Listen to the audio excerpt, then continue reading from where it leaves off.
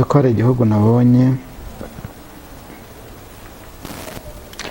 mbona abantu, igihugu kindi nabonye kitari cya kindi, ariko mbona abantu barimo barahunga, mbona abantu barashoreye amatungo, mbona abantu barimo bararya, mbona barata ibiryo, mbona abantu bari mu bubyiniro, mbona abantu bari mu bubari, mbona barabitaye barirutse uko babyinaga, harimo abambaye ubusa, harimo abagize ibiki, bose bariruka. Abahanuzi igiye gukubura, mbese igiye gukubura, kuko buriya gukubura mu byumve neza, Imana ije gukubura, kuko gukubura ndiho mvuga ni ugukura imyanda, ni ugukura imyanda, ni ugukubura imyanda, imyanda ikajya ukwayo, hagasigara isuku.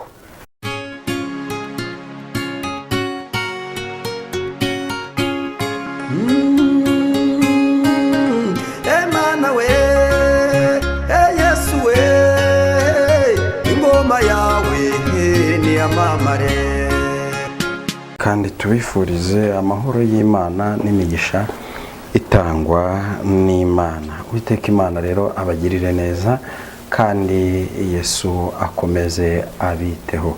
Hanyuma nk'uko muri kubibona kuri kamera zacu, twongeye kwakira umukozi w'Imana. Si ubwa mbere tumwakiriye hano kuri channel yacu Imana Irahari TV. Asanzwe ahaza, muramuzi, muramumenyereye.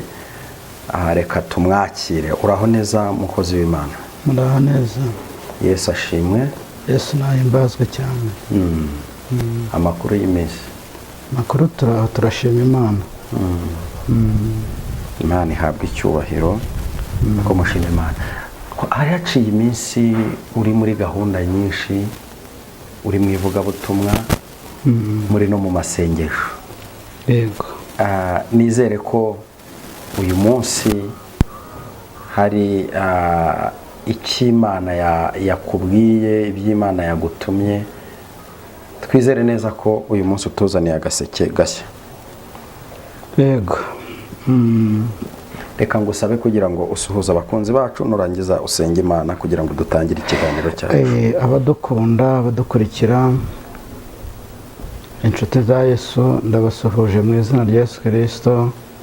Amahoro y'Imana nabane namwe. Nari maze iminsi rero mudakunda kumbona,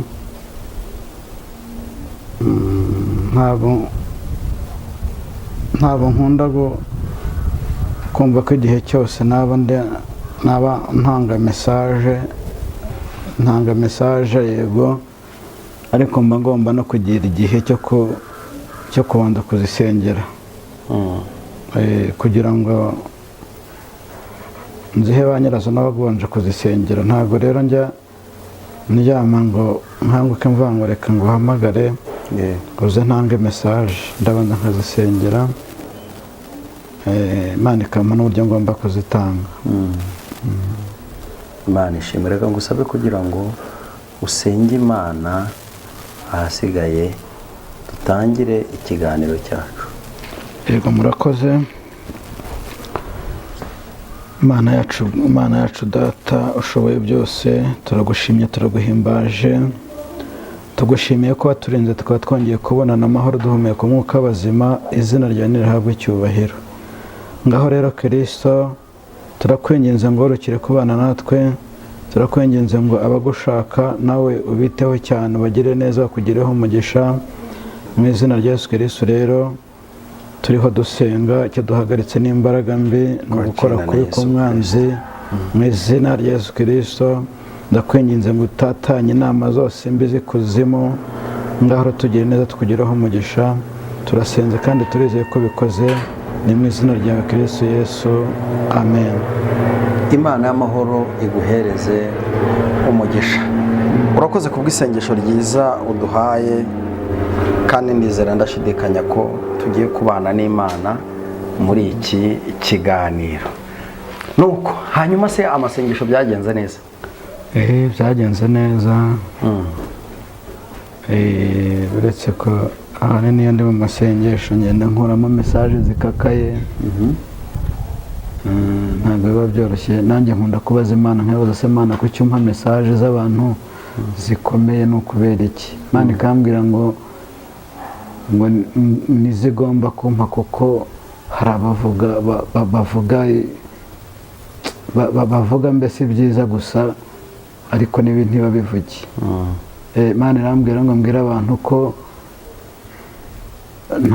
ubu nta cyiza cyo kuvugwa kigihari nta kubwira abantu ibitangaza ubushize ntaguciye mu byo uvuga mu kiganiro twakoranye wari watambukije mesaje nyinshi kandi utambutsa mesaje zifite imbaraga mu masengesho wakoze nizere ko wasengeye ibyo wari umaze guhanura kuko njyewe nemera ko umuhanuzi abaho nkanemera ko Imana yereka abantu ibintu ariko nanone nkanemera ko umuhanuzi w'ukuri nyuma yo guhanura asengera ibyo yahanuye kuko nizere ko utari muri babahanuzi bashimishwa nuko ibibi bahanuye bisohoye ahubwo noneho njyewe nizere ko uri muri babahanuzi basenga ahubwo bakuzaho na bya bibi babonye kuko burya Imana ikwereka ikintu kugira ngo ugisengere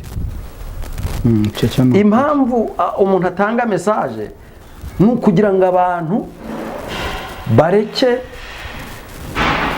mbese bareke kurangara cyane cyane ko ujya ukunda kumbwira ngo utambutsa mesaje nkeya izindi ukaziceceka ese warasenze ndaza kukubaza ibibazo bitewe n'ibiganiro twagiye dukorana njye nawe wibutse gusengera izi mesaje wagiye utambutsa reka ngusubize ku cyo wari umbajije ngo izere ko utameze nk'abahanuzi wowe nta nubwo nzegera mera nkabo yego ntabwo nzegera mera nkabo kuko njya mvuga icyo Imana yantumye nkavuga igihari ibidahari ntabwo mbivuga yego nabonye rero akenshi hari abambaza ngo jya uvuga ngo ugire gutya ntabwo ni ngombwa inshuti zanjye ngomba kuvuga ibyo natumwe kandi nkabuvuga uko ngomba kubivuga winyemeze rero kugira ibindi nongeraho yego ibyo bindi nawe nushaka kubyongeraho ni akazi kawe ariko aho nagarukirije ni aho ngaho wowe gusa icyo nakugiraho inama nanjye nigira ni uko tugomba gusenga yego hanyuma ndagira ngo uri n'amatwi yumve uyu munsi ufite mesaje nshyashya ushaka kuvuga ariko ndagira ngo tubanze tuganire hari mesaje watambukije mbona ibaye nk'ikanguye abantu uvuga uti Imana yanyeretse hari umuntu ukomeye ushobora gupfa ntabwo wavuze ko agiye gutaha wavuze ko agomba gupfa reka nkusoreho aho ngaho gatoya ntabwo navuze umuntu ukomeye ahubwo navuze umuntu uzwi sorry umuntu uzwi wavuze ko ari umuntu uzwi kandi wamenyekanye ugomba gupfa mu masengesho wasenze hari ihishurirwa waba waragize kuri uwo muntu ko yenda Imana hari ikintu yabigiye gukora ku buzima bwe ikamurengera njyewe icyo mpamya neza ni uko buriya abanyagatolika nibo bamwitorera mu gatolika nibo bavuga ngo hari icyo bita kugarukira Imana yego ntekereza rero iyo wagarukiye Imana ukayisaba imbabazi kuko n'igihe uba ukiriho n'igihe uba ugihabwa iyo mesaje nubwo mba ntaravuze uwo muntu uwo ari we nyirizina kuko sina ngombwa nanjye abenshi numvise nimvuge uwo muntu ntabwo ari ngombwa ahubwo abanyabwenge baramusengeye hari n'abagiye banyandikira bakambwira ati ubu turi gusenga Imana irengera uwo muntu erega Imana irashaka abantu bagira urukundo yego nahindukira rero asenge nk'uko nakomeje mbivuga umuntu iyo agarukiye Imana agapfukama akajya imbere y'Imana yaba akomeye yaba yoroheje agapfukama agasaba Imana imbabazi akavuga ati Imana ndagira ngo ngaruke imbere yawe nyizo ntunganye Imana rero akumva cyane kuko turi igishoro cyayo yego turi igishoro cyayo iyo wagarukiye Imana ukayemera ko ugiye kuvuga ubutumwa bwiza ukayemera ko ugiye kuyikorera ntekereza ko Imana yakumva. Ntabwo rero byakuraho kutamusengera. Naramusengeye, hari n'abandi buriya bamusengeye. Ni byiza gusengerana, ariko ikiruta kuba cyiza ni uko nyirabyo nawe, nubwo ntavuze izina, ariko twese tuba tugomba kwisuzuma tukareba. Yego. Tukisuzuma tukareba se mpagaze nte, ukikosora. Ni byiza rero ko kwihana ni byiza, n'ibyo byose byakurwaho. Kubera ko n'ubundi wari wabivugiye kuri social media, ikibazo ndi kubaza ndashaka kumenya, Imana hari imbabazi, hari ubutabazi yatanze kuri uwo muntu, cyangwa nta makuru mashya ufite? Oya, kuri uwo muntu nta makuru mashya mfite. Ntayo ndabona. Ninyabona nayo nzayavuga buriya. Okay. Ntacyo bitwaye. Hanyuma hari ikindi kintu wari wavuze ku kintu kijyanye n'intozi. Yego. Intozi, uvuga uti nabonye intozi zinjira ahantu mu gihugu. Navuze ko zinjiye, ariko navuze ko